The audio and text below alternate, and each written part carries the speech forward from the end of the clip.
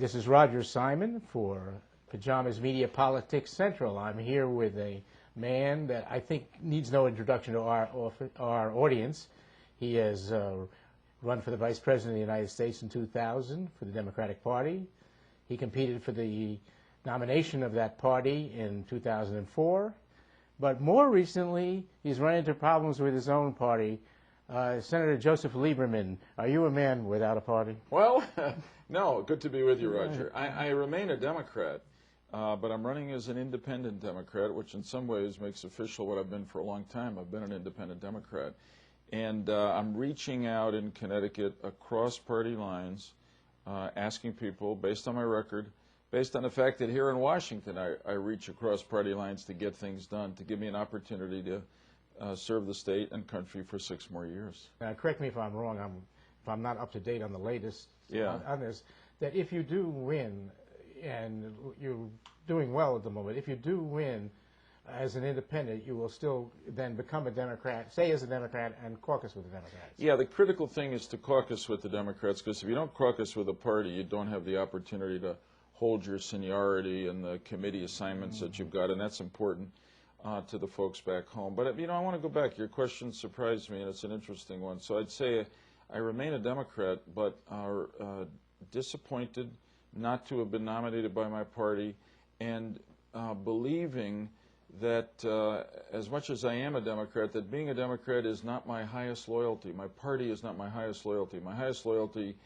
is to the people of the state of Connecticut who were good enough to elect me. It's to the country, and that's why I continued to fight as an independent candidate. I basically want to give everybody the opportunity to decide whether I should be their senator. I feel strongly that I can do a much better job than either the Democratic or Republican candidates, but in the end, it's not up to me. It's up to the voters, and I want all of them to have a chance to decide in November. 43% of Connecticut voters, according to one survey that I read, are independents, which makes them the plurality. In a certain way, by remaining an independent like Weicker did, right, you're essentially representing the plurality of the citizens of Connecticut. Well, that's true. I mean, there are about 43% of the registered voters in Connecticut are unaffiliated. They're independents.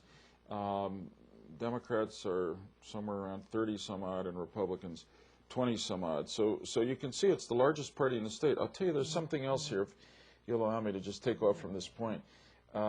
The fastest growing political party in America is no party, which is to say that the fastest growing group of voters are unaffiliated with either party.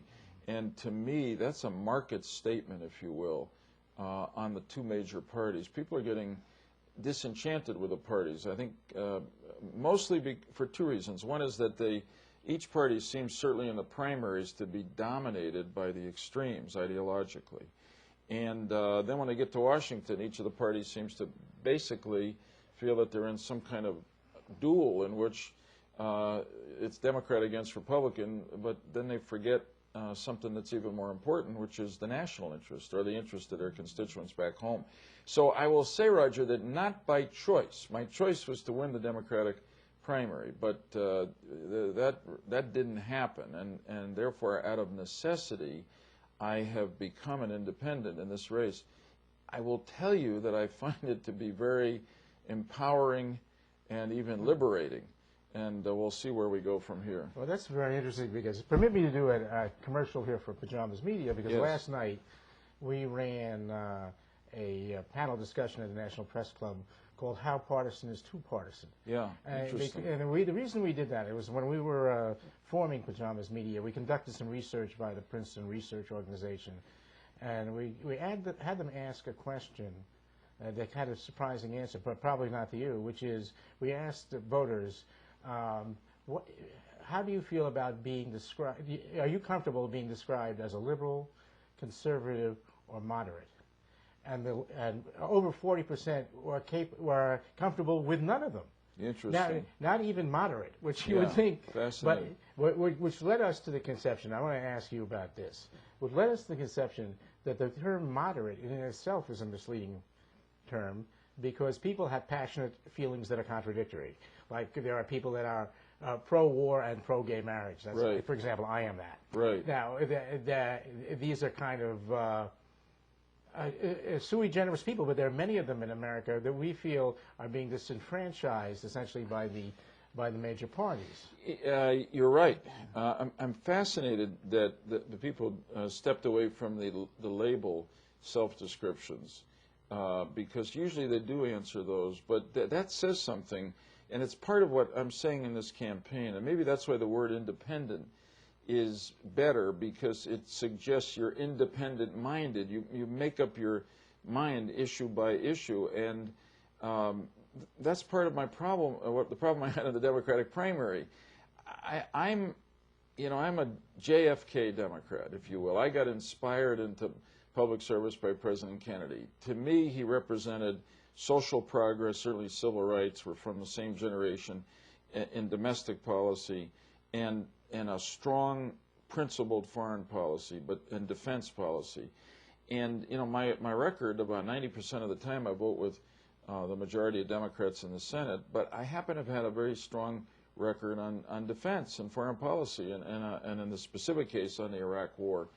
And the most alarming reality of the primary was that a lot of Democrats in Connecticut, really over 45% on one poll, said they thought I had done a good job as senator for the state, the country. They knew that they agreed with me on most issues, but they disagreed with me on Iraq, and on that basis they were going to vote against me. And that's not healthy. If it happened to be me who suffered from it, they obviously have a right to do that. I'm just saying that people are independent-minded, and we ought to celebrate that independence. Incidentally, I'm talking about the Democratic Party. The Republican Party does the same on the other side.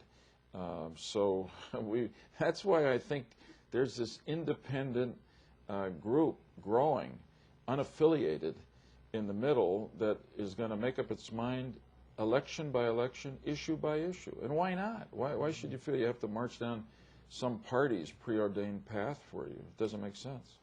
Apropos of all the things you've been saying, I have to say that when I was standing in your office lobby waiting for this interview, I was very taken by the photographs on the wall that showed you with colleagues of yours that I know over the years have been very close to you. I'm talking specifically about Chris Dodd, Al Gore, Ted Kennedy, people like that, none of whom are supporting your campaign. Yeah. How do you feel about that, and will you be able to forgive them? Oh, I'll forgive them. I probably won't forget, to tell you the truth. And this is politics, and it's been disappointing. But you go on, and I got to tell you that as disappointing as the primary results were, and the fact that a lot of friends went immediately by the rules of the partisan political game to support the guy who won the primary, even though we've had long-time friendships and working relationships. That was disappointing, but it has been, in the natural order of things, usually this happens, it's been more than made up for by others who have said to me, good for you for staying in there. We're tired of the partisanship. Stick with it, we're going to support you. And right now, as we speak, that's given me some confidence as we go forward to November. I mean, I'm reaching out to people based on my experience, comparing it to the inexperience of my opponent. I'm reaching out based on my willingness to work across party lines, to get things done for them, and to stand up and do what I think is right, whether it's popular or not at a given moment. But the emotion coming through here most loudly to me is a frustration with partisanship, because the people know that it stands in the way of us solving some of the problems they need us to solve for them. I'll just give you a final vignette. About 3 months ago, the two leaders in the Senate, Senator Frist and Senator Reed, decided that on 1 week, the topic was going to be small business health insurance, which is a desperate need of reform in our country. And what happened was that the Republicans put a proposal forward and the Democrats put a proposal forward. And it was like a parallel monologue, parallel monologues. The fact is that the two proposals were not that far apart, but nobody ever created a process for sitting down and saying, hey, can we work this out? Can we get something done? it was all politics. It was all marketing to their separate constituencies. That's what's wrong with this place. And if I'm fortunate enough to get elected as an independent Democrat, I'm going to come back and really try to be a bridge, and maybe as much an independent or more than a Democrat. Okay. Well, thank you very much, Senator Lieberman, for your interview with Pajamas Media. Thank you, Roger. Glad to be with you. Glad I didn't have to wear pajamas.